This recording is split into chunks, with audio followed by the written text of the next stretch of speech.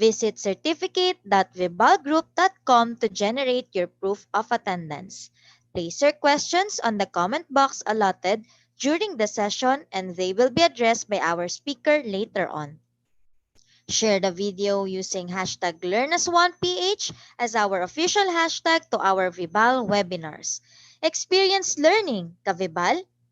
And now, to proceed with our webinar this afternoon, it is my pleasure to introduce to you our distinguished speaker today. He is a consultant evaluator for K-12 Philippine Basic Education, a curriculum and academic consultant of Sisters of Mary. Ladies and gentlemen, let's all welcome Brother Roderick M. Aguirre. Good afternoon, viewers. Welcome again to one of the opportunities for us to learn together and be able to learn a lot of things, how we can get by and be able to help our students maximize their learning at home, specifically for those learners who are struggling readers and learners. It is very important for us teachers to be able to identify this type of students and therefore be able to provide certain intervention programs that are practical, that can be done at home with the help of the parents and the primary caregivers. So on that note, I don't have any shout out, but a shout out to all of you out there who are watching and happy learning together this afternoon. So let me share my PowerPoint for this afternoon on designing home corrective and remedial reading programs for struggling readers. And this is more of a school and home community partnerships. We need to understand that we've been talking for the past few months about changes happening in our educational system brought about by pandemic, and that it is now one of the demands of being able to deliver learning experiences to our students, whereby we create certain activities that can be practically done at home with the supervision of the primary caregivers, parents, or whoever are present, adults, who are ever present at home during the time the students are learning at home. Now, for the duration of our talk for this afternoon, we will follow this outline. So again, for the month of August, I added an introduction part where I will talk about certain common myths about the topic that we're discussing on this matter, myths about struggling readers, all right? Struggling readers and struggling learners. And then we're going to find certain answers, how we bust these myths and how we're going to get by with the issue of how we can create and corrective programs for our struggling readers. So with that, our discussion will have 4 questions and we're going to answer them one at a time. The first question would be, what is reading fluency and why is it important? I know that there are a lot of designs out there, but this one I'm going to focus more on reading fluency and its importance to helping our students develop their comprehension, the reading comprehension, and that if their reading fluency bags down or are not well developed, it would compromise their comprehension of any selection that they are reading or they are required to read. And then we now move on to the second question, who are struggling readers? We're going to describe who they are and why they become struggling readers and what makes struggling readers different from beginning readers, and so on and so forth. And the third question would be, how do we correct or remediate their reading deficit? So I'll show you certain patterns, reading patterns, to simplify how we can identify certain problems to our students and be able to come up with certain activities at home that can somehow help our students overcome their own reading deficits. Then we have number 4.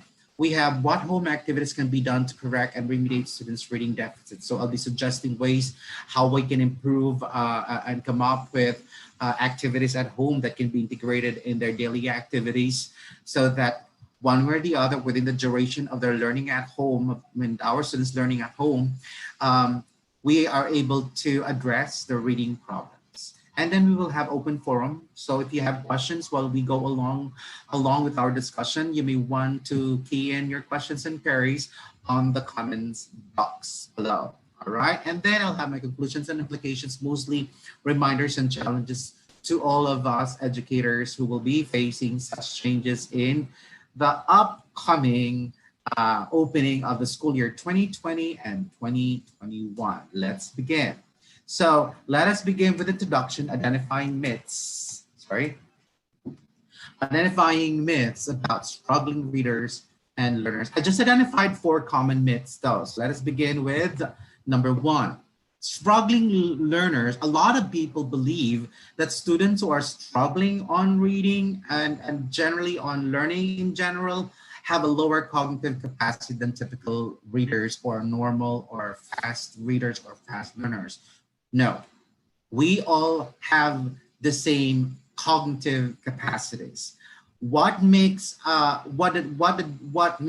fast learner or reader different from a slow reader and from a slow learner could be on the processing of information, of giving focus on certain activities that they need to get information from so that they can process it, understanding it.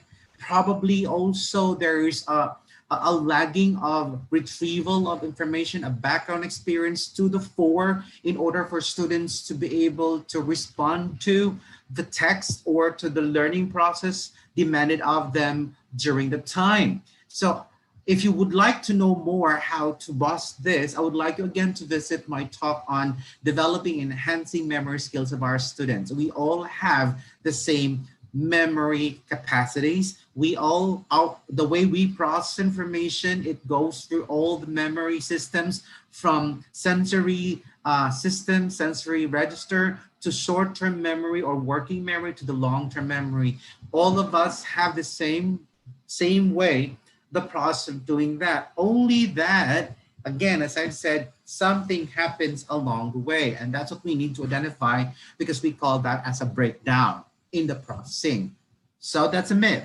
They do not have lower cognitive capacity. They have the same capacity, only that probably because of less literacy activities at home, or probably of too many students inside the classroom, that some of the teachers are not able to pay attention to these individual students who have struggles on how to process information. So that's what we're gonna talk about later. Then second myth is lower expectations for students that are falling behind due to reading.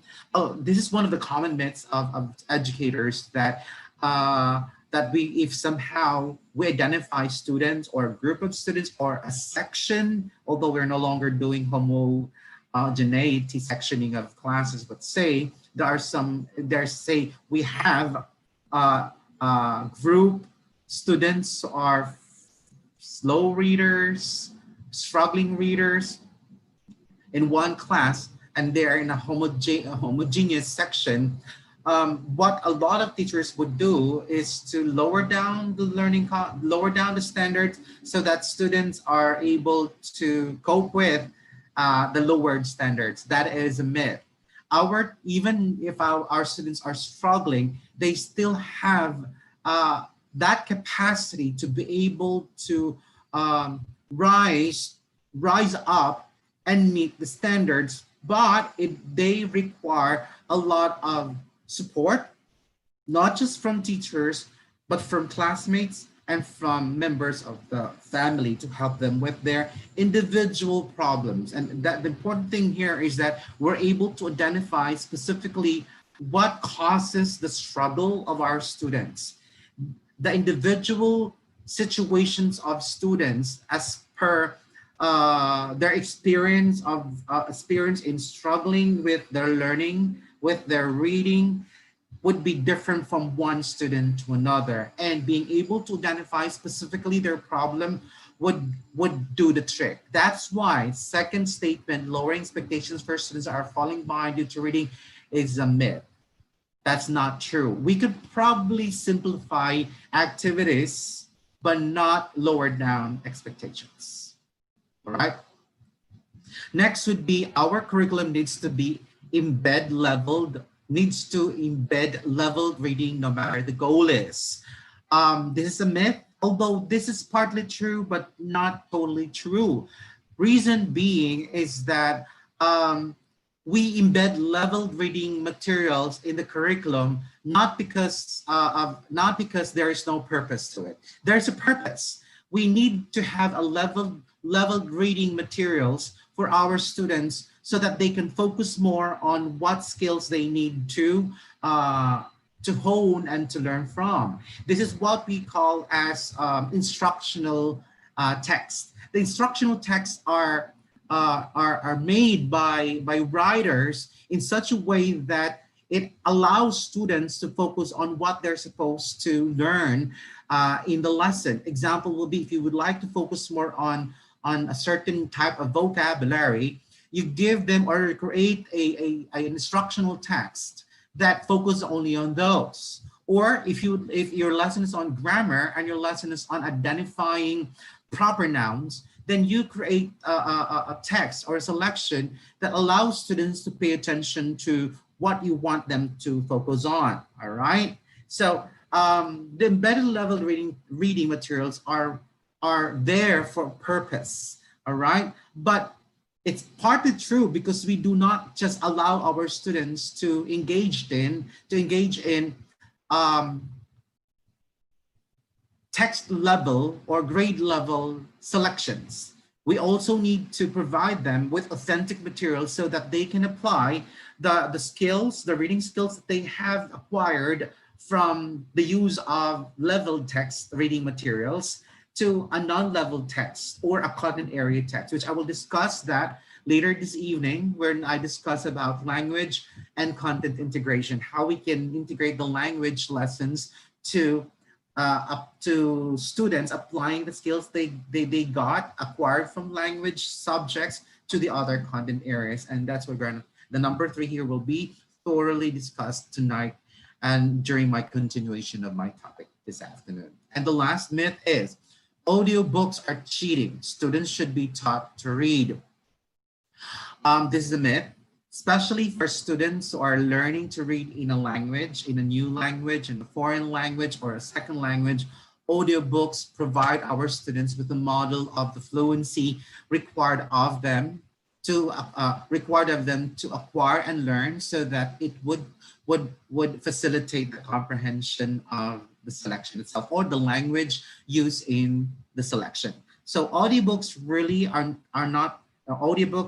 really not for cheating. They are support to students in the acquisition of certain level of fluency. All right. So with that, we have busted and we have identified 4 common myths about learning and struggling readers in general. Let's begin our discussion to be able to find some answers why those common understanding of our educators are myths. So question number 1, what is reading fluency and why is it important? Again, as I've said, there are many designs out there how we can design corrective and remedial reading programs, but for the sake of easy understanding, I will be zoning on fluency. If you would like to focus more on specific deficit, we have topics on creating and designing remedial programs, corrective and remedial programs for vocabulary deficit and other deficits for that matter. But for here, we're talking about in general reading struggling readers. And I would like to focus more on fluency because it's the easiest way for us to identify students who are struggling in reading the elements of fluency. So reading or reading fluency is defined as the ability to read accurately, smoothly, and with expression. So if our students are accurately attacking words or accurately apply their word attack skills, decoding skills, and are reading it with certain expressions so that They give emotive meaning to words, especially the conwords, thereby helping them focus more on getting meaning from the selection instead of focusing more on sounding off individual sounds in the word to form words and connecting the words. So this is what we call as decoding process. So our students have mastered the decoding skills to the point that automaticity, speed, speed, and accuracy with prosody are all at play, okay, are all at play to provide students with the necessary focus in order to let them get and understand the meaning from what they are reading, all right? I'll show you an example how fluency affects comprehension, all right? So the fluent reader, okay, should be able to focus on understanding or getting meaning from text because they are now fluent reading or because of their fluency skills or reading fluency skills. And for this afternoon, we'll be focusing more on those basic four elements of fluency. We have accuracy, rate and speed, and we have automaticity, and we have prosody. Now, these four elements lend to the readers to become comprehenders of the selection or a reading that or the reading of the material required of them to study on. It could be in language, it could be in Filipino, it could be in mathematics, and so on and so forth. The easy way to explain that is if students are still on the decoding process, they're still learning how to decode, that's beginning reading, how to decode the language of the text, then our students are still struggling to comprehend the text. That's why most materials for beginning readers or for teaching them how to decode, the texts are so simple, not lengthy, not too wordy. Words are highly structured. So in this case, our students, especially on the middle school to junior high school and senior high school, we're expected to be fluent readers because the demands of reading different selections in the different subject area is so high that if they are not fluent readers, they are not accurately attacking words. The speed of ease to reading, connecting words to form phrases to sentences, and there's no automaticity of attacking words and meaning, attaching meaning to it, and no expressions to the words that they're saying, then comprehension backs down. Hence, our students struggle on the activity on the reading activity or the reading demand. Let's focus individually on this element. So let's now look at reading accuracy. Reading accuracy refers to reading words without mistakes. That's why in the early grades, it's very important for us to train our students methodically, basta yung palagi, okay? Routinely, I cannot pronounce the word methodically, or routinely, reading sight words, all right? We can use the Dulce basic sight words, but the Dulce basic sight words only is up to grade 3, but we can also utilize Fry's graded sight words, all right? So we already have Fry's graded sight words until junior high school. So you may want to research or Google it, and then you will have a list of it. It means that these are words that do not have to be decoded. They are accurately attacked, and no decoding process is used. Only that some of these words, when they see, there is what we call now as accurately attacked. Hence, accuracy also leads to automaticity, right? Nonetheless, if our students have accuracy, then the speed, it will be shown via their speed. Like reading rate or speed refers to how quickly and effortlessly a child can decode words in sentences. They are able to attack the words. The level of words would be on the accentuation or syllable base, sound level, syllable level, word level, phrase level, or what we call as meaning level. So the speed would show where our students at in terms of their decoding levels. So if our students are still focused on individual sounds, sounding off and blending sounds, that means they are still on a very slow level. Therefore, it would be difficult for them to attack selections that are too wordy and too lengthy. All right. Next would be reading automaticity. Automaticity is the fast, effortless word recognition that comes with a great deal of reading practice. So reading automaticity is the continuous exposure of students to words, especially for what we call a high frequency words. There are a lot of these high frequency words are words that appear in all selection the grade level. So it's very important for us that we allow our students to continuously read materials. That's why it's very important for us that there are reading activities for our students in all subject areas so that reading automaticity is honed among our students. That's why I had a lot of misgivings when there was an issue about no homeworks and no assignments and so on and so forth. And I said it would take its toll on the reading automaticity skills of our students, because if our teachers are no longer allowed to provide students assignments and homeworks, well, which I would say we should have been fruitful if teachers provide students with advanced readings or reading of selections that would enhance their reading automaticity.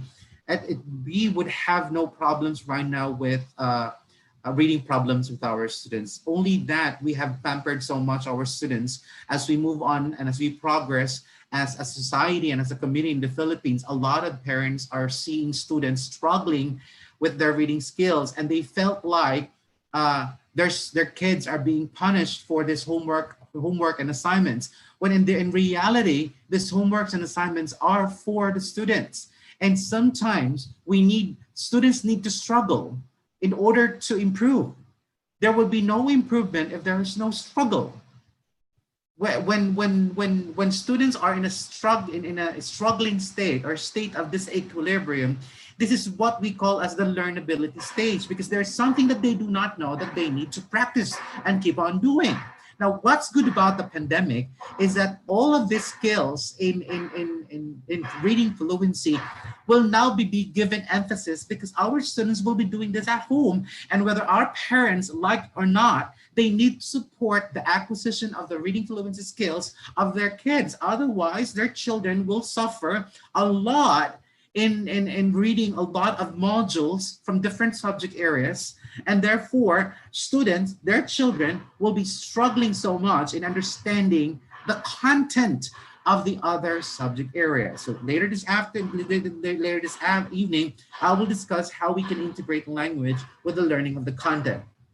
But point being is that even if we teach our students how to integrate language with the learning of the content areas, if our students are still struggling readers, then it is still a difficult task to do.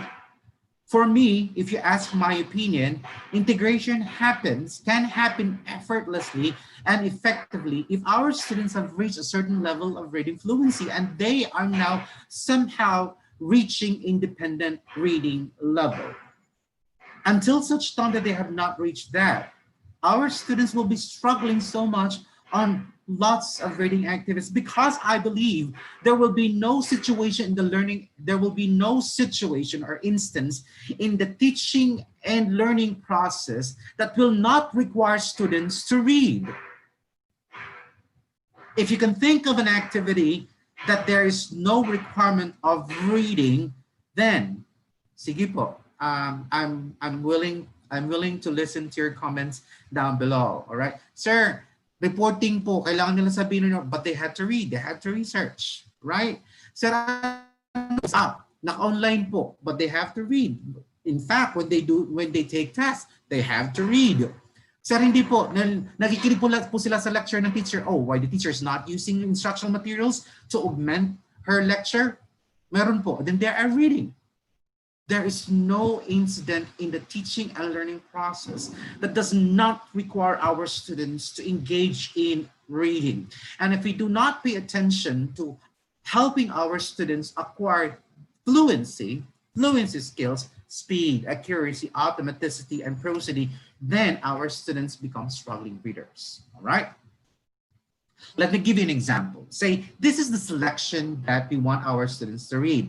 And the blanks are the words that students are not able to fluently read, meaning they cannot accurately attack the word. They do not recognize the word. Speed is compromised because they cannot automatically attack the words and accurately, decode the words. I'll read it the way a struggling reader would, given this example. Uh, on a time um, where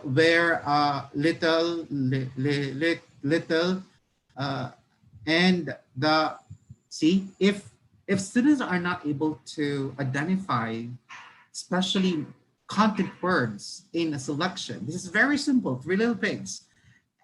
Do you think there's comprehension?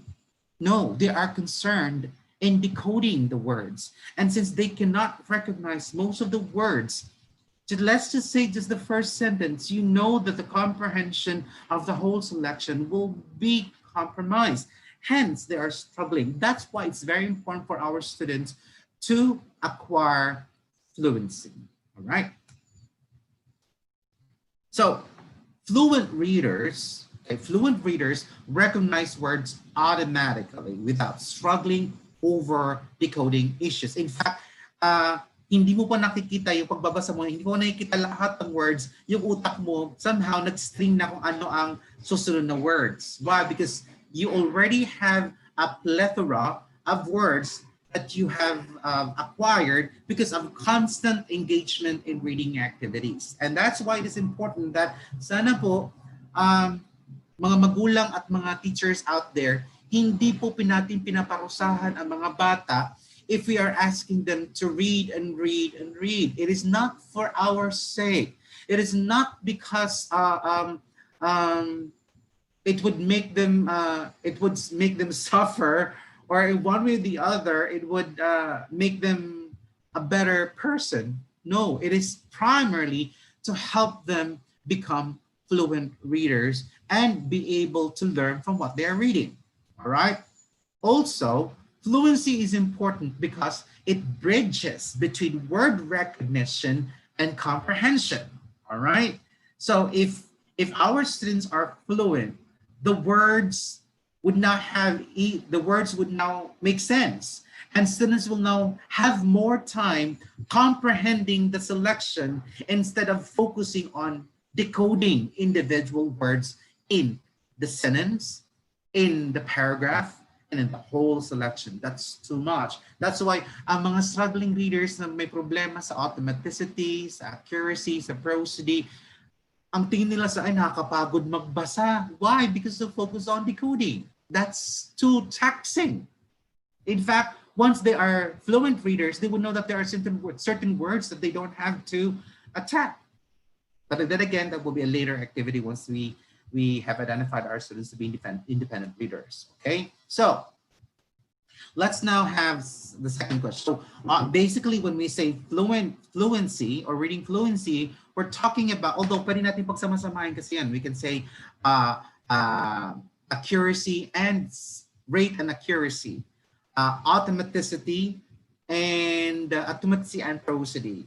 But as much as possible, I would like to identify specifically which of those our students have difficulty with. Mayroon ba silang problema sa accuracy, o di alam natin kung ano ang ibibigay natin na activity sa bahay? Kung may problema ang bata sa speed, alam natin ang bibigyan natin mga activities sa mga bata. Di ba yung may mga slashes tayo? Modeling, reading aloud, we already had sessions on that. And then kung ito ay expression, probably we can ask our students to listen to radio programs and listen how written words or written statements are actually read aloud with expression. Okay. Now, the second question is, who are struggling readers? So let us now have just a simple understanding who among our students can be considered struggling readers or beginning readers. I would like to encourage all of us not to label our students as non-readers. I do not believe that there are non-readers out there, because whether we like it or not, no matter how uneducated, or no matter how stupid you think some students are or some individuals are, there is a certain level of reading happening when they engage in oral text or written text. Now the point is that they may not have been taught well, or they have not entered formal education to be able to engage in formal education in acquiring these certain skills for them to become fluent independent readers. All right, so let's answer that question. So we call a student as a beginning reader if, all right, she has not acquired accuracy. And if there's no accuracy, definitely speed will be compromised. And since there is no accuracy and no rate and speed skills, then automaticity is also compromised. Ibig sabihin, paano siya magkakaroon ng automaticity of attacking words kung wala naman siyang decoding skills, right? So kung wala siyang decoding skills, edi walang prosody. Paano siya makakapagbasa ng mga expression? Hence, comprehension will break down. Hindi po sila struggling readers, ladies and gentlemen. They are called beginning readers. They do not have the skills yet. They have not been taught. Sir, nasa high school na po sila.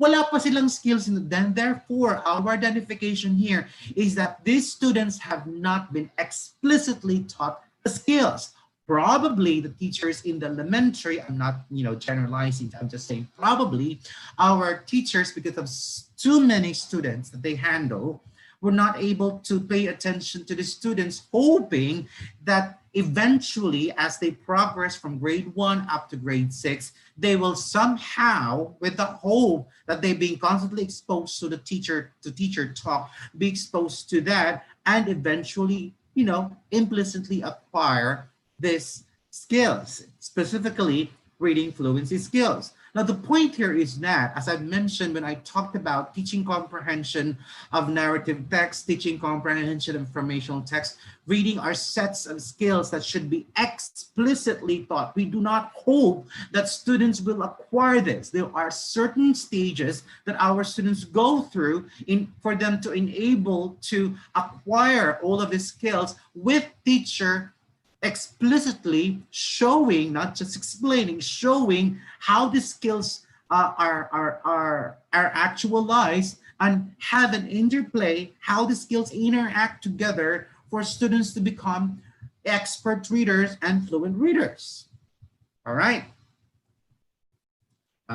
Sorry po, ano lang po ako, medyo, when we talk about struggling readers, kasi struggling learners, kasi I get so emotional because of mislabeling of our students. We're not able to come up with an appropriate program, an appropriate intervention program or remediation program for them.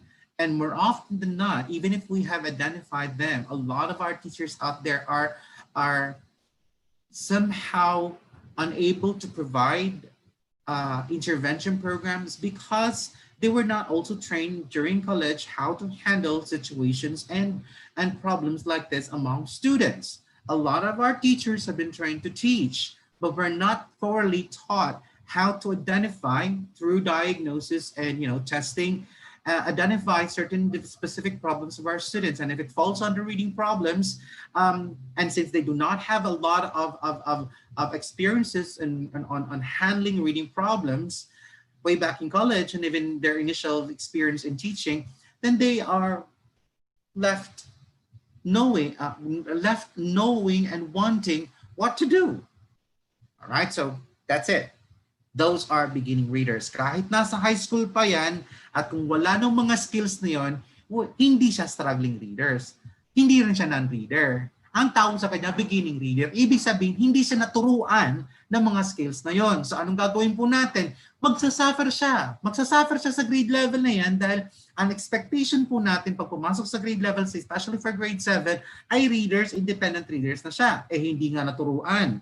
ng mga basic fluency skills. So dapat gawin? Ang tawag dun po ay remediation. Pero teaching them, ang gayang remediation is teaching them beginning reading skills. We have to go back. Only that it's not the materials preparation for students like this. We call them as adult beginning readers. Okay? Meron po ito sinasabi natin na young beginning readers or early literacies or young beginning readers, and we also have what we call as adult, okay, adult beginning readers. Ito yung mga sinasabi po natin ng mga especially those who are in ALS na medyo may edad na, or they're already teenagers when they want to enter public school system or formal education.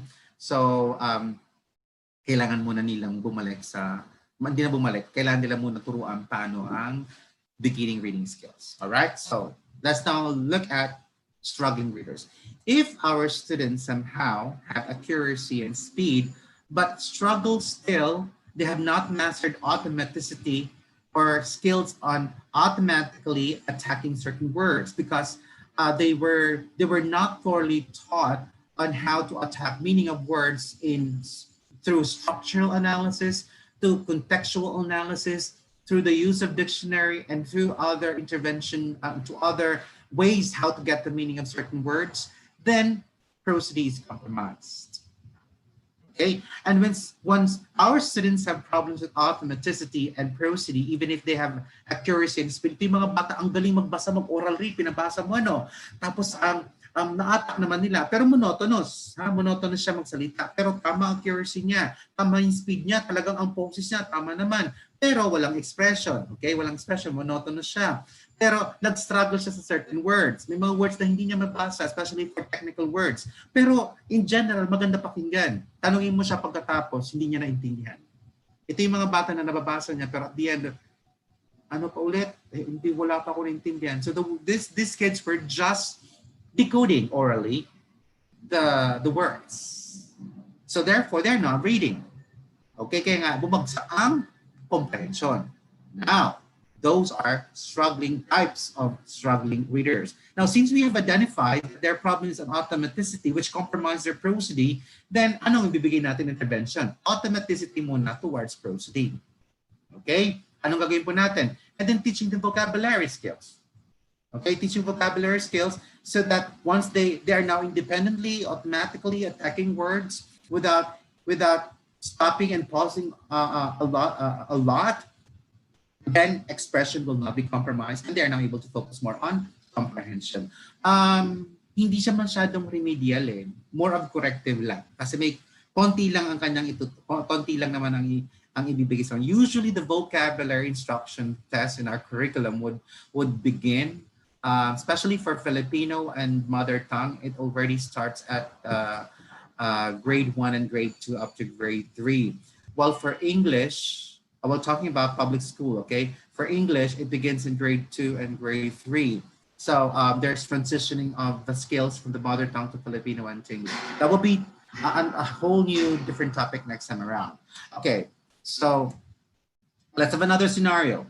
If our students have problems with accuracy, all right, and speed, but they still have automaticity and prosody. There are a lot of students who were not taught decoding skills, but somehow because of they are able to recognize certain words. I know a lot of cases of students, they know words but wala, may expression po, pero problema naman po ay merong speed.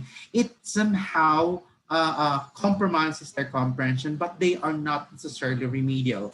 They are what we call as just struggling readers because certain skills have not been mastered, or hindi naman totally wala. I do not believe that students have automaticity and prosody. They have speed problems or accuracy problem. It's probably they are just what we call as careless readers. If they're careless whispers, we call them as careless readers. Ito yung they run on punctuation marks. Yung may prosody nga, may automaticity, pero hindi nila alam kung kailan sila mag-pause, kailan sila mag-stop. So meron kayong mga estudyante ganun, di ba? Tama naman ang kanyang expression, ganito siya magbasa, Bless the Lord, O my soul, and all that's within me. Bless His holy name. Aba, dire-diretso, pero mayroon siyang ganon. May up and down, may prosody, and you feel, kaya lang po minsan na-compromise ang comprehension dahil hindi mo alam kung nag-stop siya doon or kama siya doon. Is this a list of description or it was the end of an idea? Okay? So, importante din na alam ng bata ang certain pauses because of the punctuation marks. That would fall under speed, of course, and would fall under accuracy. All right? So, of course, comprehension will be compromised. All right? There you go. So, those are, we know now how, in general, okay, kung nasa klase po tayo, magkakaroon po tayo ng specific, magda-diagnosis pa tayo. Pero since this is a webinar, I cannot go through certain details how to identify those.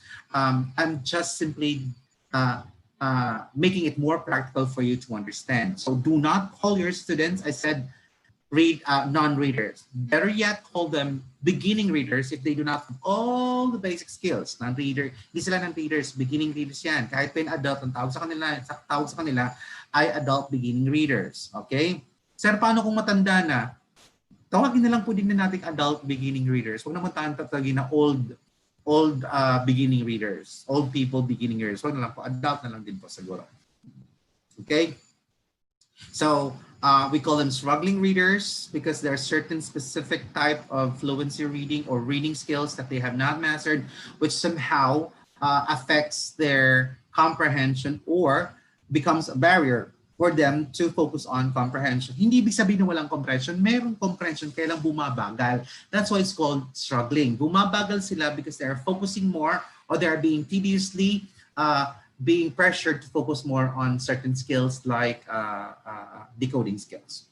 So let's proceed to the third question. How do we correct or remediate their reading and learning deficits? All right.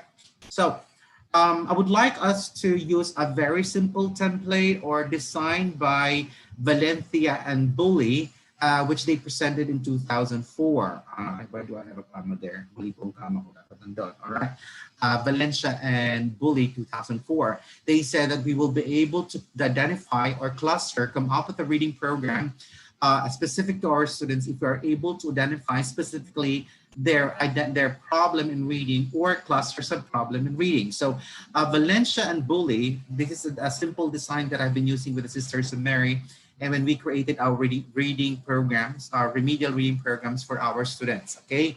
And how to remediate them. So there are, according to Valencia and Bully, we just use the identification that whether our students have specific reading difficulties, all right? Specific word reading difficulties or what we call as SWRD. Now, this focuses more if we know that we have been able to identify that our students have specific word reading difficulties. At least our focus now is on decoding towards, word recognition and word attack, okay, or what we call as word knowledge. So, ang kailangan turo lang natin dito sa mga bata ay word knowledge, and one of the requirements for our students to be on the level of word knowledge or vocabulary instruction or vocabulary development enhancement, they have mastered the skills of mastered the skill of, dito pala silang turuan ng automaticity, ng speed and accuracy. Sa decoding po natin yan, all right? Another cluster of problems that we may be able to identify is that students have specific they do not have specific word reading difficulties, but instead they have specific reading comprehension difficulties, meaning they recognize, they can attack words, but the problem is they're not able to comprehend word selection because of reading comprehension skills problem. A good example would be they have not mastered the skills of comprehending narrative text.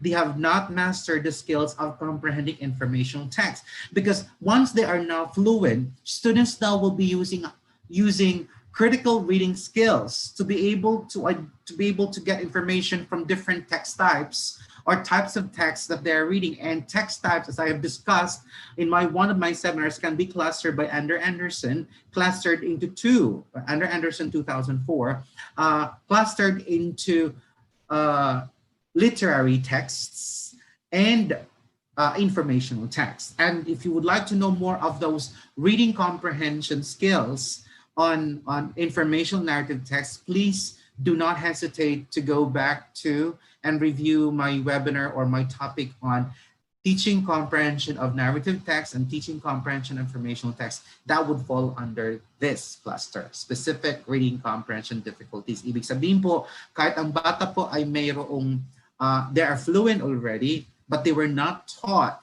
the comprehension skills of attacking certain text types or certain types of genre, then or we call it a genre reading, our students will still be struggling. And wala naman siyang problema, naintindihan ko ng mga words, pati hindi ko siya naintindihan. Anong ibig sabihin ng author dito? Kagaya ng science text, kagaya ng math text, mga readers naman ng mga yan, bakit hindi sila nakakapag-adjust? But it's because they're not able to adjust to the type of structure, the type of nature of how the language behaves in that particular subject here. And that's what I'm going to discuss later on this evening. I took away that topic because I would like to focus more on helping our students overcome their deficits in reading in general. So we'll just focus on the 3 clusters. Now, there's another cluster of reading problems of our struggling students. It is a combination of specific word reading problem, or SWRD, and problems with reading comprehension, and that's what we call as mixed reading difficulties. Now, if you ask my opinion, sino sa kanila ang corrective, sino sa kanila ang remedial? All right? Ang remedial kasi is profound, okay? Profound ang kaniyang deficit, in reading deficit, that greatly affects their comprehension. Therefore, students with mixed reading difficulties, they have problems with word attack skills and reading comprehension skills. Put them together, definitely they are remedial. All right?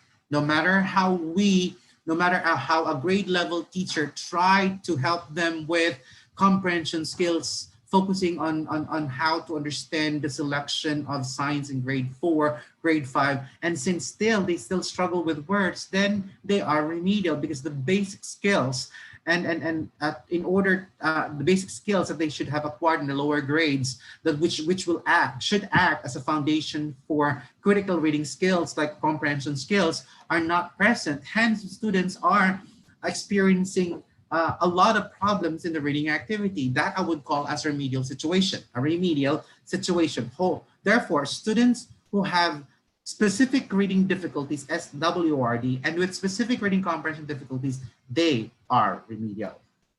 Okay, but if students are saying they only have specific problems, say specific reading comprehension difficulties, corrective na lang yun kasi fluent naman na sila eh. Sa specific word reading difficulties po, ito po sila ay may mga problema sa word attacks like automaticity, perhaps on prosody. Again, para sa akin po, struggling lang din because we can just, focus on those specific deficits and then they will still, kasi comprehenders pa rin to. Ang specific word reading difficulties, students with specific or SWRD can still comprehend. Medyo mabagal-bagal lang ng konti. Students with specific reading comprehension difficulties, may comprehension level din, pero medyo mabagal lang din or hindi ganun kataas, pero mayroong comprehension. But with mixed reading kaya that's why they can be called corrective. Madali lang silang tutukan. But for those mixed reading difficulties, it's a conglomeration of long overdue skills that should have been taught to the students from the early grades to the middle grades to the junior high school grades that nagkapatong-patong na dahil hindi naturuan kaya naging mixed reading difficulties. All right? So, only, again, sasabihin ko pa ulit, nangyayari itong ganito kung talagang nagkaroon ng pagtuturo ng reading. Kasi kung hindi naman pala tinuruan ng reading, they cannot be considered as mixed reading difficulties. It is called as beginning reading. Why?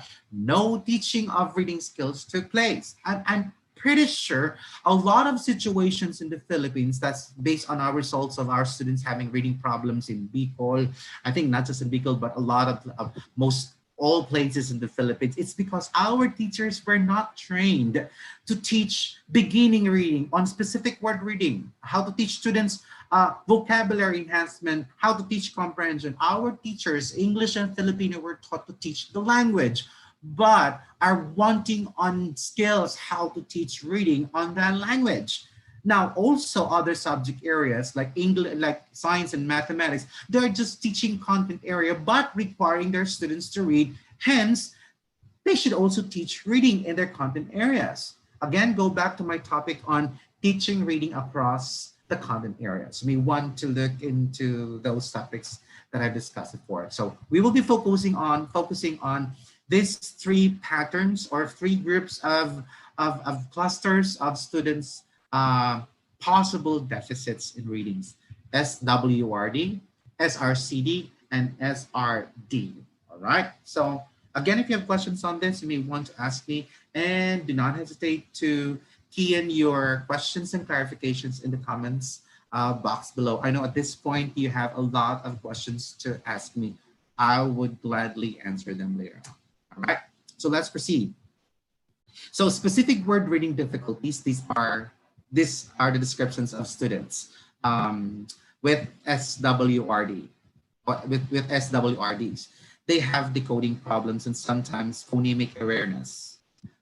Their phonemic awareness is below average. All right? So mababa ang kanilang decoding talaga, to the point that pag nagbasa sila, talagang maririnig mo sila na I'm looking at a certain text beyond my camera. It says and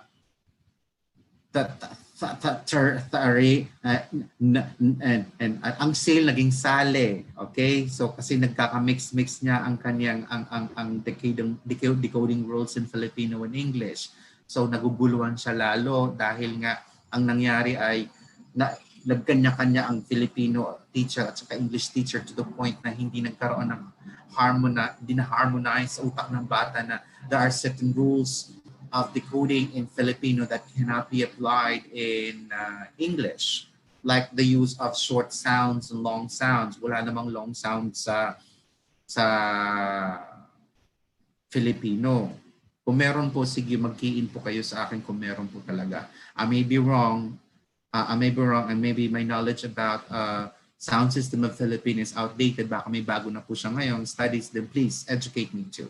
Alright, next. Spelling is below average. Kasi kung decoding pa lang, kasi there are what we call as patterns of decoding. So kung may patterns like CVC silent E, as we have initial consonant clusters, then we have what we call as final consonant clusters, and a combination of initial consonant clusters and final consonant clusters. So ang decoding kasi tinuturo din natin with the spelling patterns. All right? So kung mababang decoding, definitely mababang spelling ng mga bata.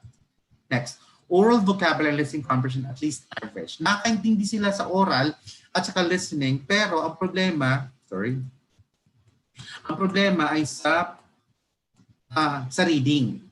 Naiintindihan nila sa listening, naiintindihan nila sa they can explain, pero pagdating sa reading, magkaiba kasi ang oral vocabulary from listening vocabulary to reading vocabulary. All right? Now, also, fluency often below average due to decoding problems. Dahil nga ang mga bata below ang kanilang decoding level, hence, compromise ang kanilang speed, compromise ang kanilang accuracy, ang kanilang automaticity, and of course, definitely the prosody. All right? Or, yeah, prosody. Is that right pronunciation? Prosody or prosody? Well, I've learned it as prosody because it's prosody. Okay. We'll check it later on. My pronunciation may be wrong, but I have been pronouncing the word prosody as prosody. It may be prosody. Anyway, I'll check later on. Next would be reading comprehension, often below average due to decoding problems. But I said again, if our students are not fluent readers, they will struggle with comprehension. They cannot focus, pay attention on getting meaning because they're focusing on sounding off or barking at print or sounding off the sounds in the words and stringing the words to make phrases and stringing phrases into sentence. And it's a lot of work for struggling readers. Okay. So what are the strengths? So students with SWRDs, they have good ability to learn orally. Okay? So ibig sabihin, kung magre-remediate po tayo sa kanila, magre-remediate, we start with oral. Okay? With oral intervention. So ibig sabihin, lahat ng gusto nating ituro sa mga bata, i-oral muna natin. Wag mo munang like, kung magre-reading sila, hanggang muna, wag muna silang mag-silent reading or mag-reading aloud. Listening to the teacher read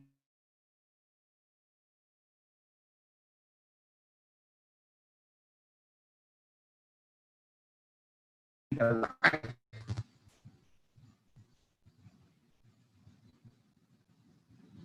Okay, next. Reading comprehension is strong when children read text they can decode. So, ang nangyari dito is that they can, medyo naintindihan ng mga bata if the text that we're going to provide them are within their level of decoding. Okay, decodable. We call it as decodable selections. Kagaya ng panahon namin, ang tawag yung Henny Penny is a hen. Henny Penny is a red hen.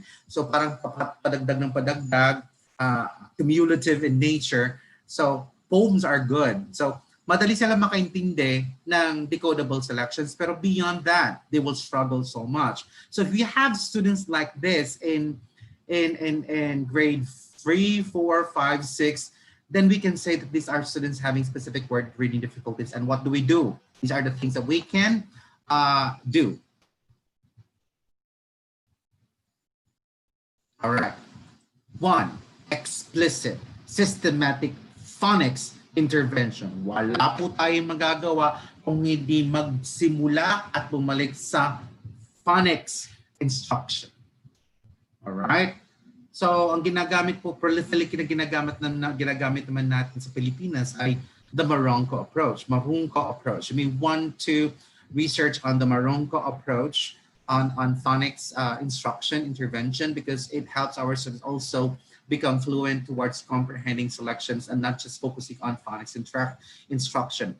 Do not misconstrue me when I say specifically teaching students individual sounds. No, not that. What I'm trying to say here is phonics in a whole language perspective, where you teach students a certain sound and connect it to words. Hindi yung sh, e, o, u, ba, baby, bobo.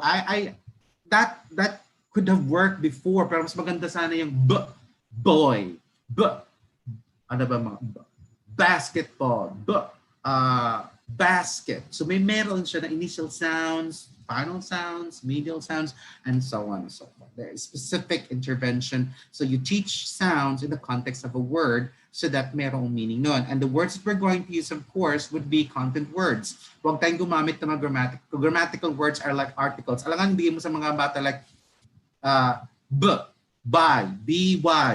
Anong meaning nun? Sana ginawa mo ay verb, by, buy. Yung mga ganon. Wag yung, so pag pumili daw tayo ng words for teaching phonics intervention would be choose content words in the order of nouns, verbs, adjectives, and adverbs. But for me, I would focus more on nouns and verbs. Then later on, adjectives will be easy to teach to them once they have mastered a certain level of decoding skills. Next would be phonemic awareness and fluency intervention if needed through modeling. So kailangan nating sabihin sa mga bata na ang tamang pagkakabasa. A lot of teachers would say, I think it's a short sound and it should not be long. So it's or what? Mango. We do not say mango. There are a lot of, a lot of errors. I'm not saying mistake. These are errors, misconceptions of teachers when teaching phonics and phonemic awareness to our students. I think we already had a training on teaching beginning reading. You may want to go back and rummage through the files of VIBAL group on YouTube, on their YouTube channel and their Facebook Live, and rummage through which of those webinar topics delivered previously, probably way back as far back as March on beginning reading. So you may want to look into that. So ito pong sinasuggest ko, mga fluency activities. Ample opportunities to apply decoding skills in oral text reading with teacher-parent feedback. So again, explicit po talaga to. So dapat kung ang bata ay nagkamali or kailangan ng tulong, kailangan natin tulong. Kagaya ng ginagawa ko sa mga sabi ng bata. Kasi we have some reading books at home. Thank you very much, VIBAL, for sending me your chikiting books. And that's why I have those at home. So the chikiting books ang sa bata. Ang isang pamangkin ko sabi niya, Uncle, is this 3 or 3? I would say, look at it again. Does it start with an individual t, or does it start with 2 consonants that should have 1 sound? Sabi niya, it has 3 consonants, T, H, and R. Do I say tr? No. Baka hindi pa niya na master ang phonic sounds na or theta. Okay? The interdental. Okay?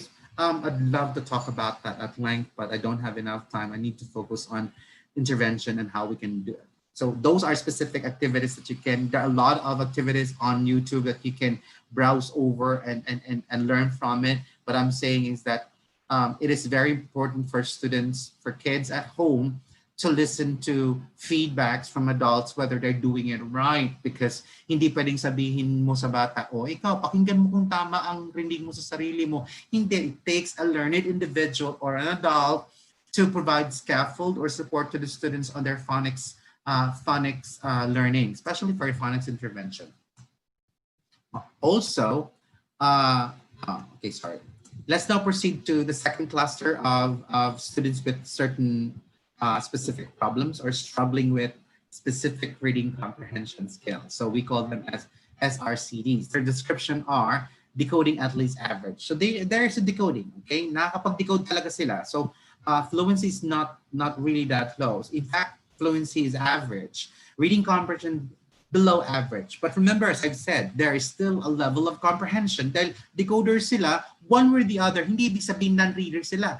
They are decoders, but probably they lack the comprehension skills to understand a narrative text or an informational text. Hence, there's a possibility that they are just understanding the selection at a certain level, especially on a literal level. But in a higher level, perhaps it's still something that they need to be trained on.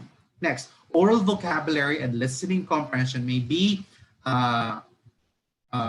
weak. Magkabaliktad po naman sila. Doon sa unang klase naman po ay strong ang vocabulary at listening comprehension ng bata. Pero dito naman baliktad, makamahina sila. That's why probably hindi sila nasanay na meron palang ganon. Ang mga bata na hindi nasanay nakikinig ng mga radyo, nanonood, talagang, I'm sorry, has been early exposed to online games, especially non-story based online games. Kasi meron pong mga online games na may stories na somehow provide students with an exposure to plots. Okay, plots of the story. So somehow meron silang idea ng isang narrative text. I remember when I was teaching foundation of reading and acquisition of reading, critical reading skills to some of my students in University of the East, way back when I was still a new professor. A lot of my students, when I taught them how to narrative text and connected that to writing, they were so happy that at that time, ang kilala na story-based online games were, Ragnarok, Dota. All right. So, nung gumagawa na sila ng mga kwento, most of their stories were based on their online story-based games. And I said, I had to accept it because that's their exposure. Had they been exposed to Shakespearean type of literature or novels, Victorian era written novels, they could have written classic type of stories, but this is their exposure, and who am I to say no? And it's their application and connection of what they know and applying it to the old text. That's the point of specific reading comprehension difficulties for our students. They may not have been exposed early on to this type of genre and to this type of genre and to this type of text type. That's why it's very important for us parents at home that we expose our students to not just story-based, like watching cartoons or watching telenovela. Story-based lang po yun, literary-based. What about information-based? Do we expose them to, say, news? The news are informational texts that it does not have emotive languages as opposed to the language used in literary text. But it is also one way of helping our students be exposed to the cognitive landscape of informational text before they are tasked to read informational text in science and mathematics. That's probably one of the reasons why our students hate reading science and mathematics and araling panlipunan, because uh, they they they they resemble the type of text in news. Sabi ng mga bata, hindi pa naman po ako matanda, kaya hindi pa ako mahilig sa news. Sabi ko, wow, so ibig sabihin matatanda lang. No, it's because parents have not exposed, adults have not exposed these kids to listening and watching informational texts. Right? So yun ang isang kasunod. Next would be fluency may be weak due to language limitations, not for decoding. Hindi sila non-decoder. They are not just familiar with the language. A good example is that they, from mother tongue, magaling silang decoders sa, they are readers in mother tongue, and they are now being transitioned to English. So, hindi nila matransfer ang skills nila sa yung reading skills nila sa mother tongue, because the language of English is still unfamiliar to them. So, ang mga bata dito, they are struggling for comprehension because their fluency in the new language is still need to be acquired. They still need to acquire the skills of the language. So, paano nga naman sila magkakaroon ng reading? How can they decode if they do not know the language yet? Especially that the sound system of the mother tongue is different from the sound system of the English language. The grammar of the mother tongue is different from the grammar of the English language. So nagkakaroon ng away. So kahit nagkaroon siya ng decoding skills dito sa mother tongue, dahil hindi tinuro ng teacher the language and how to decode, how to transfer, and what's the decoding skill, how to transfer the decoding skills to the skills, the language, behavior of and rules of the new language, then wala rin. So yun ang problema. All right? So students failed to transfer their skills. That's why it's called specific reading comprehension difficulties. Sabi, sir, dapat direct na ang bata mismo nakakapag-connect na nun kasi naturuan na naman namin siya ng skills. No. Again, we go back to the premise. These are skills, unlike any other skills. They are explicitly taught. A good example would be, you know how to cook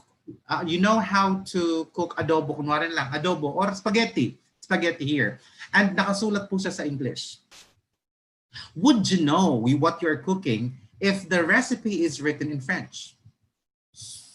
Sir, sabihin na natin walang picture. Would you be able to decode and comprehend a recipe in making spaghetti? Alam mo siya, nagtindihan mo siya sa English, pero ang binigay sa iyo na selection ay French. Hindi ka ng reader. Nagkaroon ka lang ng problem sa comprehension because you do not know the language. Definitely, how can comprehension happen if you are not familiar with the language? So you are not non-readers. You are still struggling to understand and know the language. Okay. Specific reading comprehension difficulties, their strengths are good foundational reading skills. Maganda nga ang foundation nila. So yun sinasabi ko, probably poor in transfer skills. Next, spelling is often strong. Ang galing kasi nga strong ang decoding eh. Alright? So what are the intervention needs that we can? So ito po sila ay mga corrective lang naman po. Explicit. Systematic intervention targeting specific comprehension weakness like vocabulary of the new language or vocabulary of the same language but in a different content area. Ulitin ko po, hindi ibig sabihin na ang bata ay marunong nang magbasa sa English.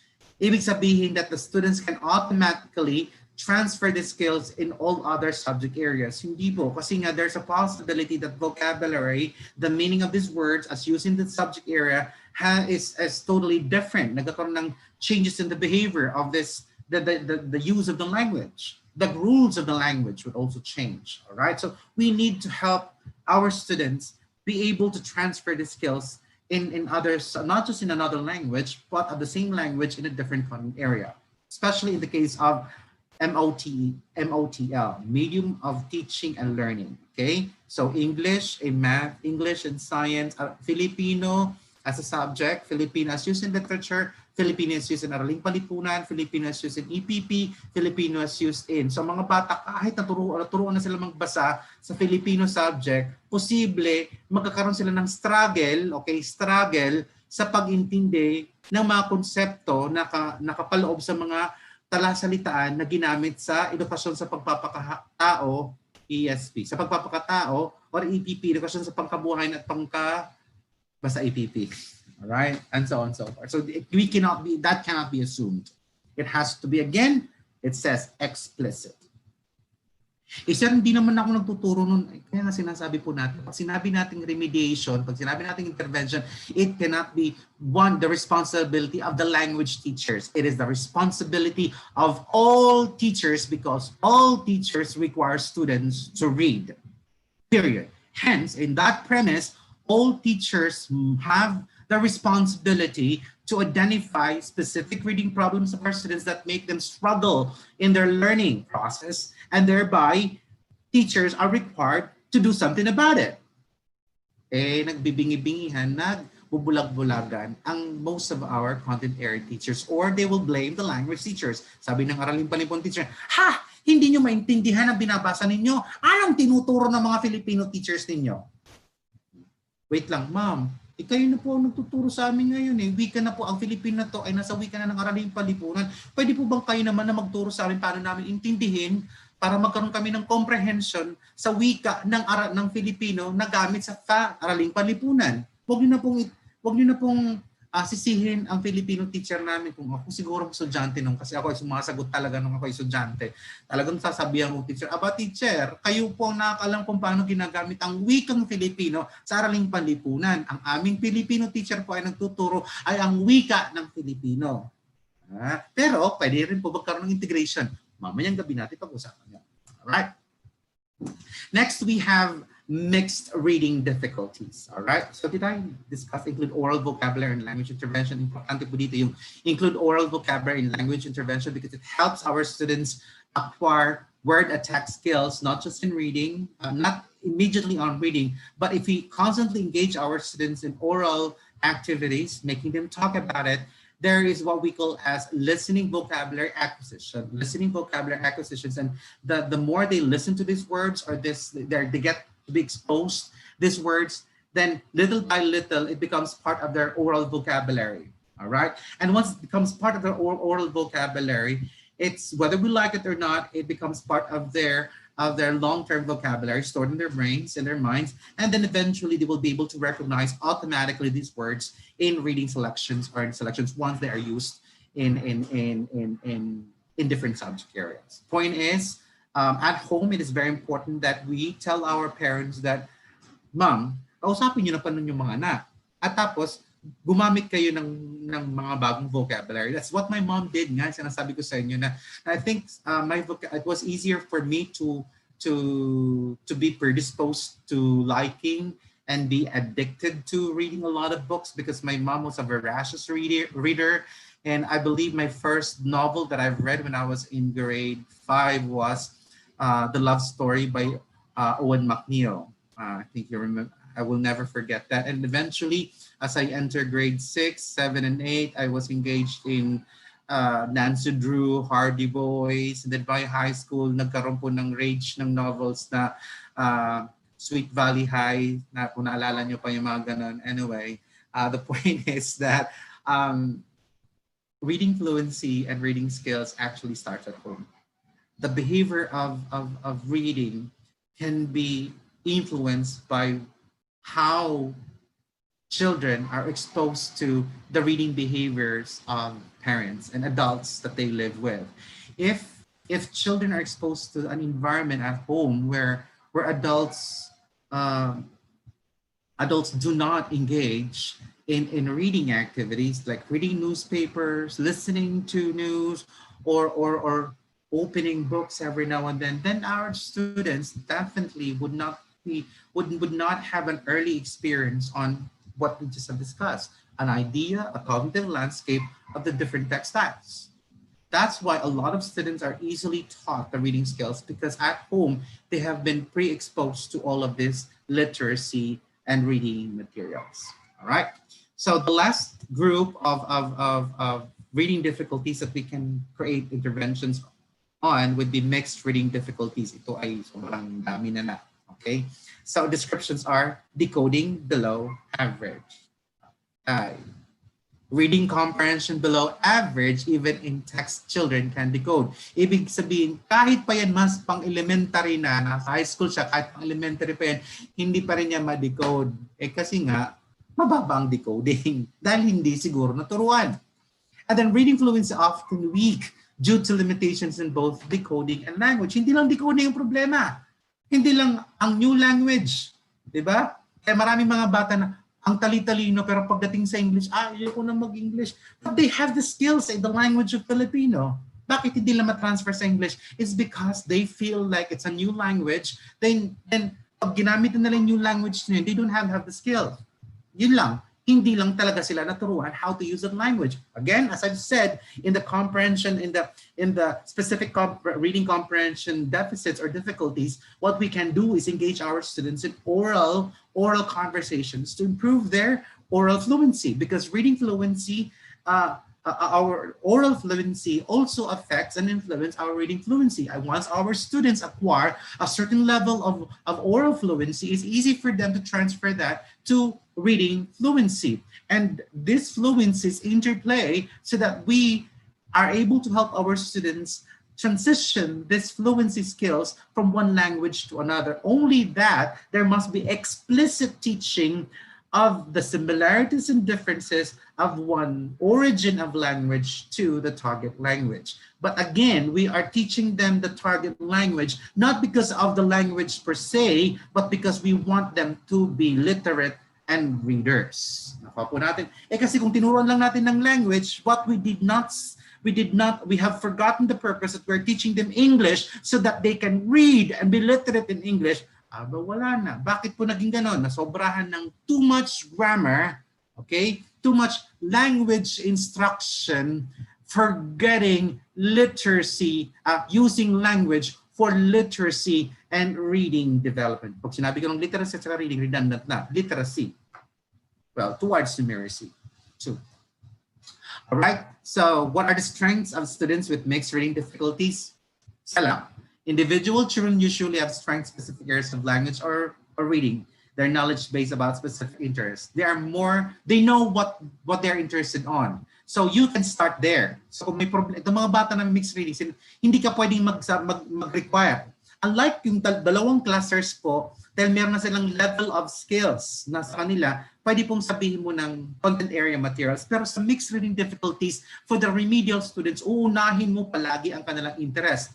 Kung ang bata ay ang interest niya ay sports, then you'll have to use sports as the basis for looking for materials for them, for materials for you to make or to look for, whether it's instructional, contrived, or authentic, para maturuan sila ng decoding skills or vocabulary skills. Bakit po? Dahil hindi mo sila ma-oblige or may encourage to focus on the vocabulary or learning the vocabulary or learning and acquiring the phonics skills on a topic that they are not interested to talk about, to read, or even to be engaged in.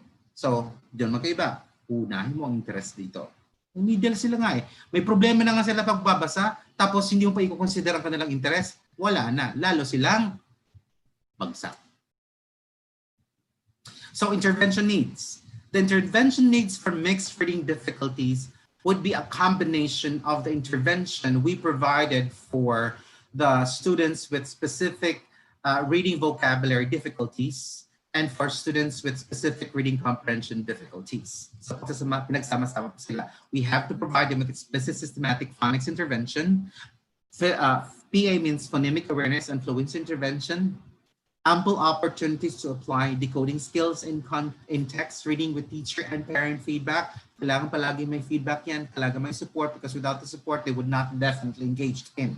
Kasi ang mga bata with mixed reading difficulties, they rely more on external motivation. Mababa ang kanilang self-esteem. Mababa ang kanilang internal motivation. All right. Next, explicit systematic intervention targeting specific comprehension and weaknesses, focusing on vocabulary and other skills. And finally, include oral vocabulary and language in intervention. So, usap. Let them engage in oral fluency activities, conversations every now and then on the target language, both Filipino or English. The reading problem is not just for English. It is also present in all languages, be it mother tongue or Filipino. Nonetheless, it is our responsibility to identify these difficulties among our students so that we can come up with really good intervention and cluster them, whether this is more of specific reading vocabulary difficulties or specific reading comprehension difficulties or a combination both, mixed reading difficulties. All right. So, gosh, that was too much information, I suppose. Let's now proceed to the fourth question and last question. So these are now some of the home activities that we can come up with to help. I don't want to say it's correct, but to actually support the learning of our students to prevent. I would rather go for prevention than intervention, because I would rather come up with activities at home right now during the pandemic, come up with certain activities at home, suggest to the parents as an educator what they can do to support the learning and the acquisition explicitly this reading skills, this early reading skills, this critical reading skills, this evaluative reading skills, or differential reading skills to their children while at home, and supporting that, and they're able to pay attention to the progress of their students. So these are my suggestions now. So fortunately, fluency can be taught. So thank God that even parents at home can teach fluency. And it is very important for our parents and for educators to understand that it is important for adults to read aloud to children, modeling what good readers do. Show children how you pause for punctuation and change your voice to make text more meaningful. So parents who talk to their kids with a speed that is leveled to the level that is leveled, appropriate to the age group or to the age level of the students, with proper intonation, would facilitate easy acquisition and acquisition of early oral listening fluency skills. But in a house where children are growing up, where parents and adults seldom talk to their kids or seldom talk to the children, kids would have a delay. They will not learn the skills. Not they're not gonna acquire it. There will just be a delay in the acquisition of the skills.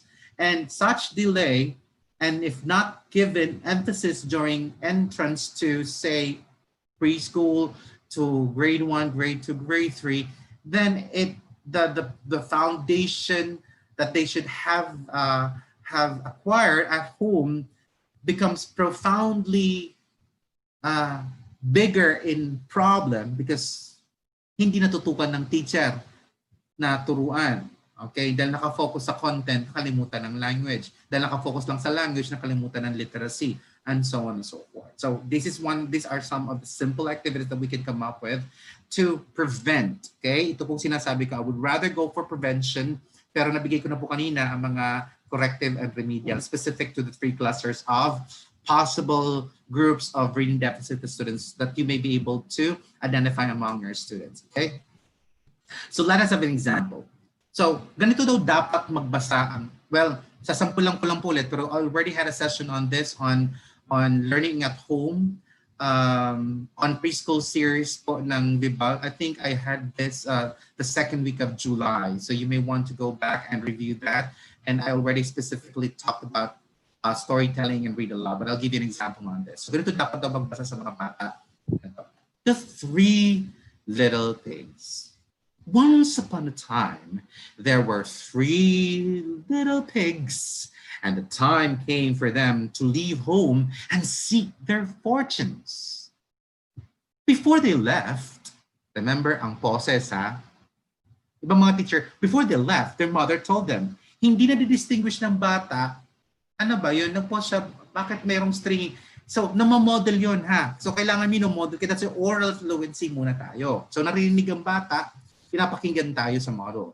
Before they left, their mother told them, whatever you do it best that you can, because that's the way you get along in the world. They should have a closing quotation mark there, all right? The first little pig built his house out of straw because it was the easiest thing to do. The second little pig built his house out of sticks. This was a little bit stronger than a straw house. The third little pig built his house out of bricks. One night, the big bad wolf, who dearly loved to eat fat little piggies, came along and saw the first little pig in his house of straw. He said, let me in, little pig, or I'll huff, and I'll puff, and I'll blow your house in. Pause. To change characterization, sorry. Not by the hair of my chinny chin chin, said the little pig. But of course, the wolf did blow the house in and ate the first little pig. So we somehow, that you are reading that to the child, the kids or the children at home are now exposed to this type of oral fluency that they may also later on realize that's how they should be reading the book too. Okay? Now, on that note, for teachers out there, if there are no parents can support this type of intervention program or preventive programs for our students, especially in the early grades from kinder to grade 3, where the foundation of fluency are specifically and explicitly taught. I suggest that your modules be with an audio material. So there's a module that they have, like say, especially for text that they're going to read, but it comes with an audio so that they hear the teacher, the model of the teacher's oral fluency or the reading aloud fluency of the teacher, and they're able to follow it. And one way or the other, we are now uh, coming up with an intervention program for our students who may be struggling with their fluency skills. All right. Now, there are several ways to help struggling readers with fluency. Reading, the adult models, then the student practices, choral reading, I think you know this already, reading in unison, so sabay-sabay magbabasa. And it's really good for classroom situation, but at home, ang gagawin po dito ay magsabay-sabay po ang nanay at ang mga anak o yung mga anak, sabay-sabay sila magbabasa. Assisted reading is when reading along with the recorded text. Yung may record po, yung sinabi ko kanina may binabasa po siya, pero naririnig niya yung audio. And then partner reading, reading along with another student, where you can ask students to partner with another student. Say they have a partnership activity where they're supposed to read together the selection. That could be another one. One, if the struggling reader, the other one is a struggling reader, the other one is an independent reader. The independent reader somehow rubs, or not really rubs on, it somehow models to the classmate who is a struggling reader, somehow approximate how an independent and expert fluent reader does the reading of the material. And finally, you have the reader's theater, which is very common from preschool up to high school. Reader's theater is a very interesting activity to engage in at home too. In short, dramatization, role playing that can be done. Like ask them to dramatize, like ask students what the best their favorite book or the favorite story that they like most, and then they can dramatize that. Or better yet, if they're not yet readers, good listeners, you can ask them to dramatize what they have watched. Like my dalawang pamangkin nun, they were so engrossed with Frozen, to the point when they keep on playing over and over the Frozen, and then they have internally memorized each line, even the actions and even the nuances of the changes of the emotions. And it was fun because they thought, well, they were just thinking that they were just having fun, but in reality they were already developing oral fluency, which led to their being fluent readers too. All right. So I'll just run through to you some of the activities that you can come up with at home. Activities for emergent readers. I'm not sure. I don't have myself in here, but I don't know what time it is now. But let me just finish. I'm almost done. So for emergent readers, typically between 6 months to 6 years old, these are the things that you can do at home. Read aloud dynamic and exciting books. Read nursery rhymes and poetry with repetitive text. Good. Go on a picture walk before reading to understand the structure of the story. So instead of engaging immediately on the book, you may want to let your kids to go over the pictures, so at least the child has an idea what the story should will be all about, and somehow get an idea of the sequence of the events via the pictures. And then we have also model how to predict by offering your own suggestions, like asking questions like, what will the pig do after this? What will the big bad wolf do? So you are modeling to the child that even if they are in the middle of reading, they can still ask questions, or their mindsets they're being active, okay, or actively engaged in questioning the text. Next would be ask questions about the story and model how to answer them. I just did that. Encourage children to make connections to the story. Like if you were one of so questions like putting them in a situation of some of the characters, or if they were, the writer of the selection, how would they, present some of the events in the story, something like that. And then remind them of related events that have happened to them. Like could they relate that to what happened to them previously, and help them make connections to the story and their previous experiences. Then point out important events and illustrations and make connections back to the point. If you observe, some of the suggestions are highly, there's a high interaction between an adult and a child. And that's basically how it's done, right? That should be frequent adult and child interaction with literacy. Now, these are some of my suggestions for home activities for beginning readers, typically between 6 and 7 years old. So continue read aloud stories. So what you've been doing for your preschoolers, for your toddlers, continue on until 7 years old, okay? Then model how to questions, predict and comprehend, similar to still. And then to the preschoolers, introduce new vocabulary context here. You now introduce complex words like asking questions, now zoning on what the I think these kids at this stage, a lot of them would be honest and ask you questions like, uh, Mama, what is the meaning of that word?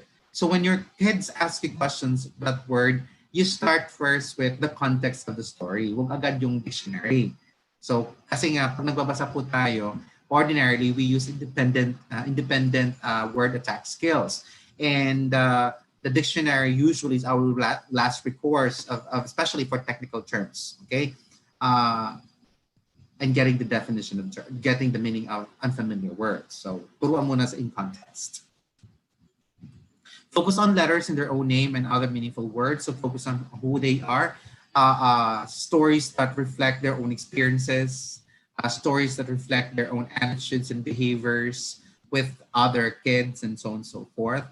Then read the environment, and when shopping, point out signs and labels. You can, do what we call as an in-house tour. You can ask them what are printed in the house. Of course, dapat kung may merong mga nakalabas na print, nakalagay siguro meron nakalagay God is good, yung mga nakalagay dyan.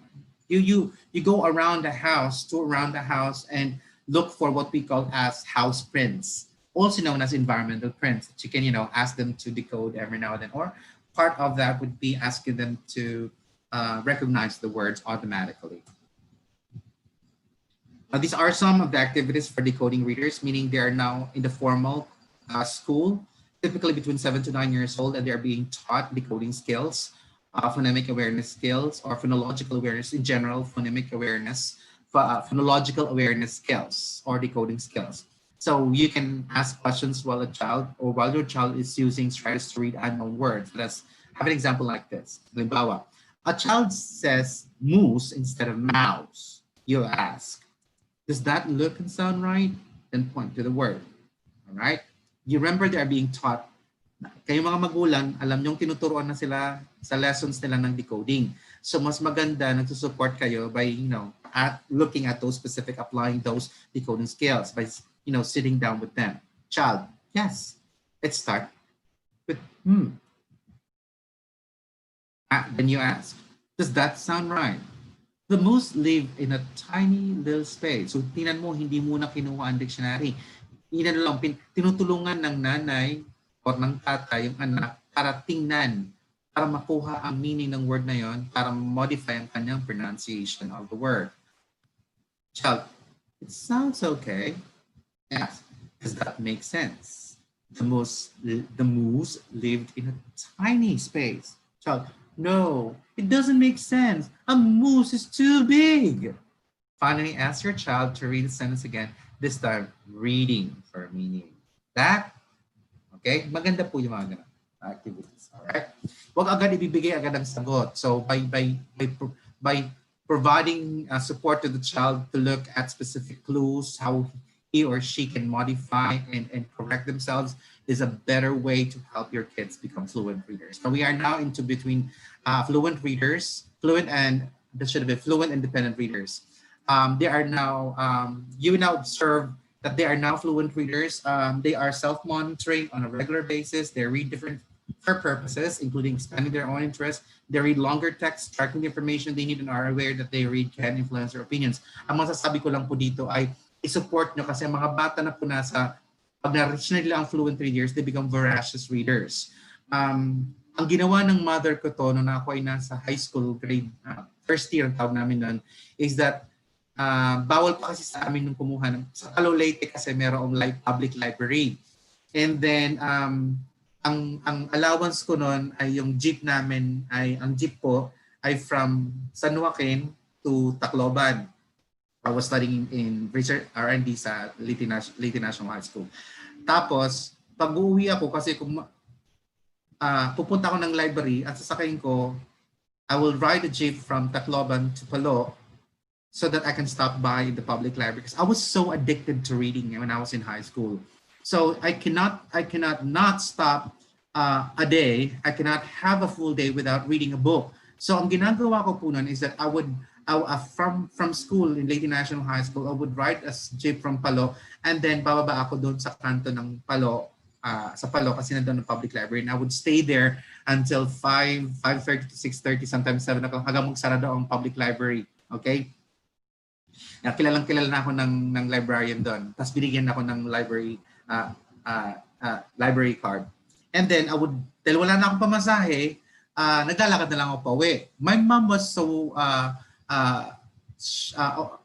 parang flabbergasted as to why oftenly I would come home very late in the evening, and then I would not do my homeworks and assignments. Said, grabe naman to, wala namang ginagawa na, parang pagod na pagod. Then she asked me, and I told her that I stopped over the public library. Yung pala, pinsan pala niya, or relatives along, parang malayong pinsan, yung librarian. So what my mom did is, we were not rich, puro po kami. So syempre, she had to do something about adding on to my daily allowance, para meron ako pamasahe pag-uwi from Palo to, and then nag-usap sila ng librarian na ay allow akong mag-uwi ng libro ng 5 books sa Monday so that I can read that from Monday to Friday kasi I can finish 1 book sa gabi. I will not, stop reading it hanggat hindi ko siya tapos. So pagdating ng Friday night, iuwi ko lahat, then I will be allowed to. But what I'm trying to say here is that because once you have seen your kids are now mahilig magbasa, may mga magulang na, ano ba kayo, basa kayo ng basa dyan? Yung mga magulang na pag nakita ang mga anak nila, basa ng basa, galit na galit. Excuse me, please support that. But turuan ng anak yung tamang oras kasi baka maging wala nang nagawa sa buong araw, puro lang basa ng basa. But that's good. You need to support that. Pero kung basa ng basa the whole day naman po, ang tao po natin doon ay hindi nyo nabigyan ng routine and responsibilities at home. You cannot have students who are really good readers, but they are not responsible individuals. You need to strike a balance between becoming fluent and independent readers, but at the same time, functional members at home. All right? With that being said, thank you very much, and I'm now ready to entertain questions from you guys. So, what time is it? I don't have a clock. I left my cell phone in the other room. Hello, brother. Hi, Julia.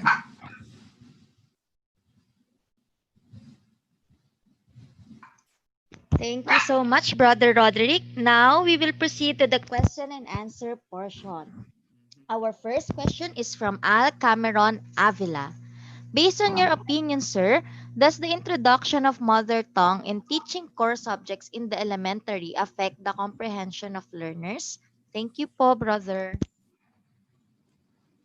It does. Um, because our students in the early grades, I was saying about mother Filipino, so starting from preschool up to grade three, our mother tongue program in the Philippines is from preschool up to grade three.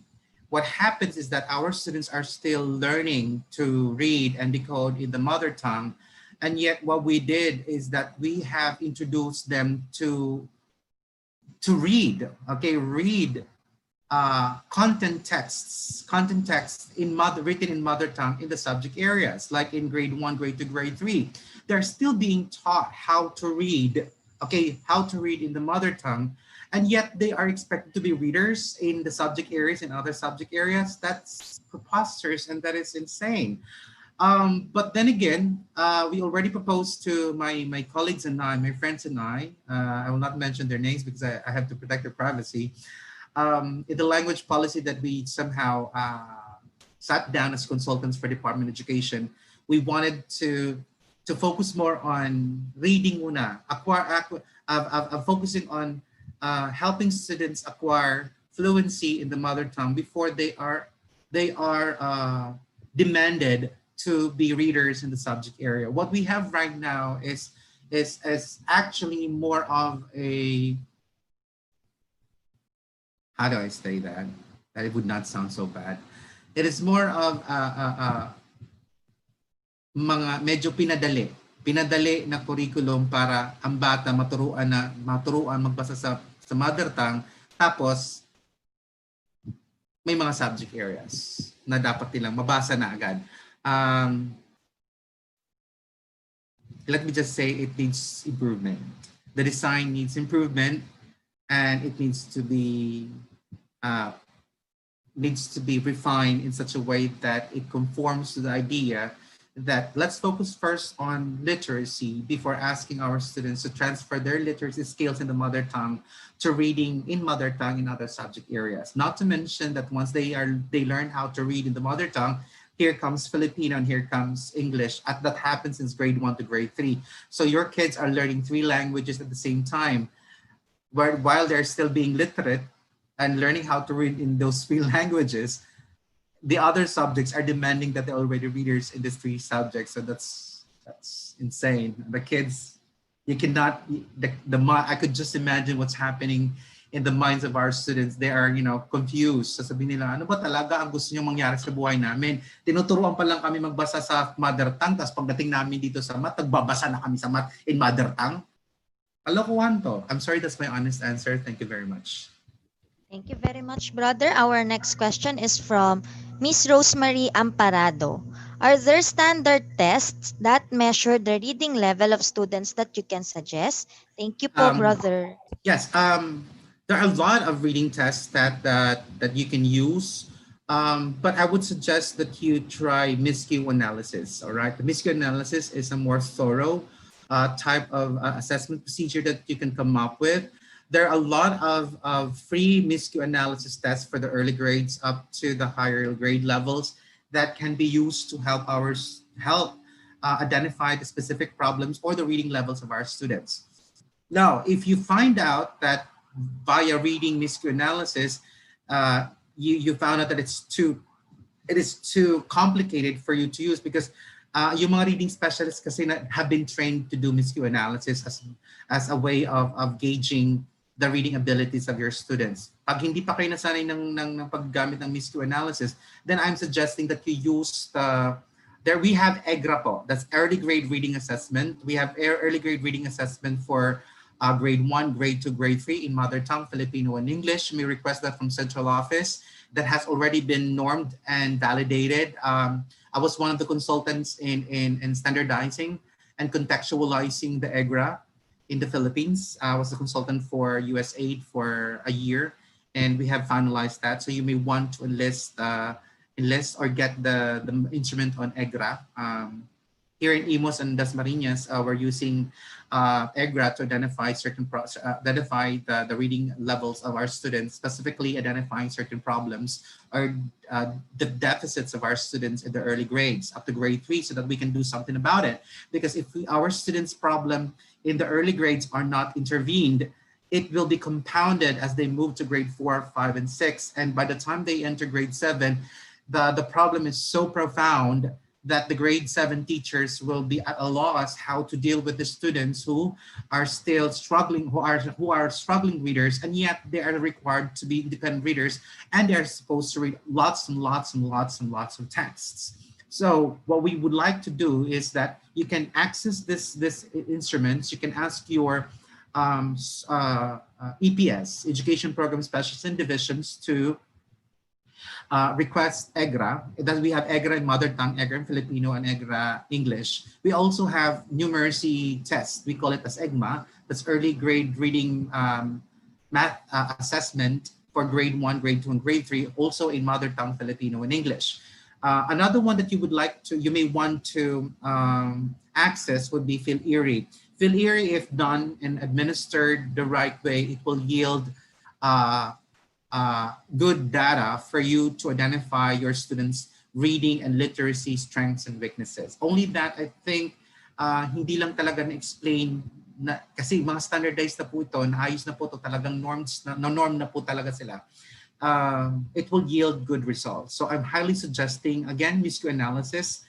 But if you have problems doing that, kasi mostly the MISQ analysis requires a lot of training for teachers to use, you may go for EGRA. Now, if you're thinking of students in the higher grade levels, like 4, 5, 6, you may want to use PhilErie. What about for high school? There are already existing standardized tests in reading for high school. You have all. Well, I'm not sure with if we have from VIBAL, but there are some established. I'm not gonna mention. It's coming from other publishing houses, but you may want to research on that. But I think VIBAL and I should sit down together and come up with, a packet or a package for reading interventions for specific reading difficulty. Thank you very much for that question, and that's how I'm gonna answer that. Thank you so much, brother. And for our last question from Jonah Alim. In Hi, this time Jonah. of no face to face instruction, how can we detect learners with reading deficits? We will be using printed modules. Well, oh well. You people, you come up with really difficult questions for me to answer, and um, pushes me to give my own opinion of what's happening in the real scenario in our public system. Oh well, ideally, I'll start with the word ideally. The teachers, we call them as receiving teachers of students, should have a copy of a summary of the performance of students in the previous grade level, so that the receiving teachers get to know uh, the performances of the students based on their performance using rubrics, analytic rubrics assessment, or via the test results of the quarter unit test consolidated, and have a summary as to who students who are overachievers, underachievers, or instructional level, or independent level, and so on and so forth. Which again, it's just a matter we're doing that. Na pag na-receive na ng mga teachers sa next grade level, may summary sila para alam ng teacher na nagre-receive sino ang kanyang kailangan tutukan at kailangan hindi, at may mga problema. So when they come up with programs for that year level for the students that the teacher will receive, they're able to come up with, what are instructional materials I can give for those students who are in the right level. For students who are struggling, these are the things that I can come up with because they have been pre-identified. Now, in your case right now, I was hoping that similar activities should have been done in the public school system, in the private school system, because what happens if you are not given a summary of the performance of your students that you're receiving for the grade level from the previous teacher in the lower grade level, a summary of their performance. This is what we call as a blind technique of preparing materials to the point, especially right now, since there's no face-to-face, the teachers right now will not be able to identify who are struggling or not. You're just hoping that some of the students will be honest enough, or the parents will be honest enough to tell you that their kids are having difficulty with the materials that you prepared. But alas, yun po masasabi ko, all your materials right now is what we call as trial and error.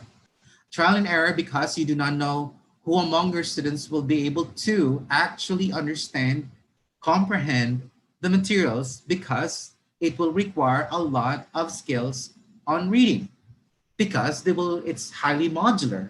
It's highly reading based type of materials, whether it's online or modular. It would still require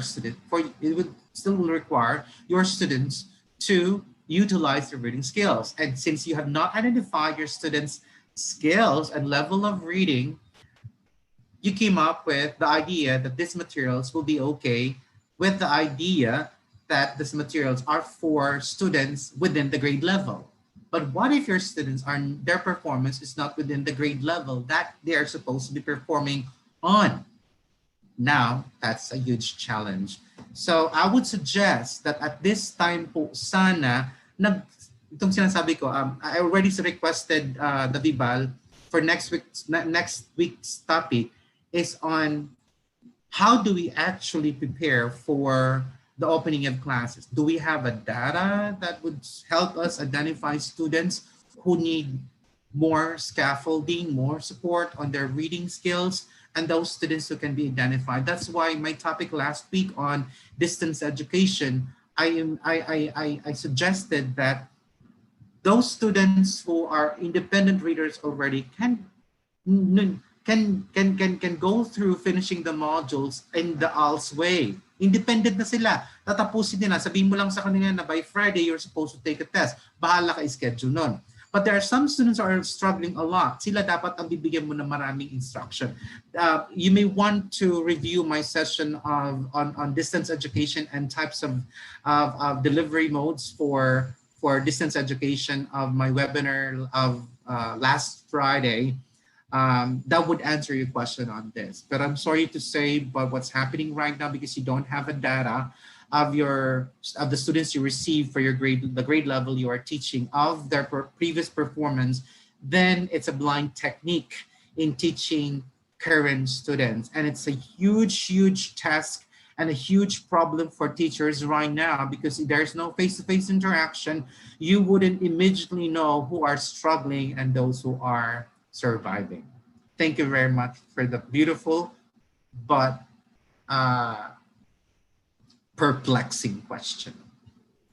That's all the questions we have for now. Any last reminders to our viewers for today, Brother Roderick? Definitely. So these are my challenges, conclusion and implications and challenges to you teachers out there.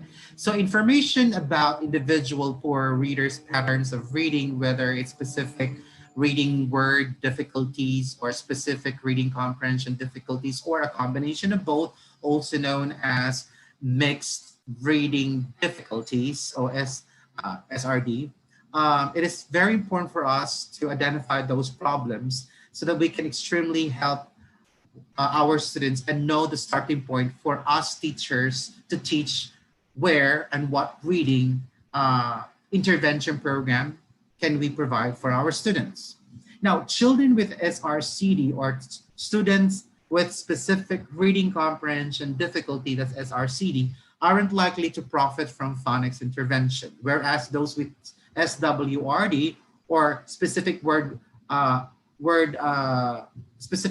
reading difficulty, and MRD, or mixed reading difficulty, generally can. So we need to know what specific intervention is most appropriate to this groups of students with certain difficulties. Successful phonics intervention should enable struggling readers with SWRD or specific word reading difficult to attain grade appropriate reading. Hence, it is very important for us to always provide them with sight word reading. Okay, so again, as I've suggested, go back to basic sight words and graded sight words. And then, of course, create your own list of high frequency words. And then finally, a fluency intervention that emphasizes speed and automaticity of word decoding may help children with SWRD or specific word reading difficulty and mixed reading difficulty, but it's unlikely to help this fluent reader with specific reading comprehension difficulty who may benefit from much more from intervention focused on vocabulary and comprehension development of different text types. Now, children with different patterns of reading difficulty also tend to benefit from different technology. Yan ang sinasabi ko, technology supports, like use of graphical presentations. I already have a webinar on this. I called it as developing and enhancing graphical presentation. So you may want to review that. That is that webinar helps you to address this challenge to you that I'm posing right now, and to display different kinds of strength that can be tapped in the classroom. So I already had a lot of webinars that can be linked together to help you address certain problems of our students. You may want to go back to it. I already made my handouts available for you. You just requested from my moderators, Michelle and Jillian, and I think they're just going to attach this to, I don't know how they're going to do that, but you may want to inquire how you can avail of the handouts of the topics that I already delivered so that it can support you in adjusting to the new normal in the school year 2020 and 2021. With that being said, muchísimas gracias, buenas tardes, hasta until this afternoon, hasta la noche. Hasta la noche. Until this evening, I'll see you again. I will have a continuation of my talk this evening. It's about language learning and integrating that to the content area. And I will be discussing specifically how we help our students learn their language learning from one module to a module in science and a module in mathematics. With that, again, thank you very much. I hope you learned a lot from our session. If not a lot, at least a little. There's a takeaway that you can take from my fast and quick talk. But you can always go back to the recording of this webinar and review it over and over so that you can at least understand the way how I explain it. But with that, thank you very much and good afternoon. There we have it. On behalf of VIBAL Group Incorporated, I would like to thank our speaker for today for this very insightful and generous learning session. It is an honor to have you with us today, brother. And to all our VIBAL viewers, all thanks to you for your continuous patronage to our daily learning session. Muli, maraming salamat at magandang araw sa ating lahat.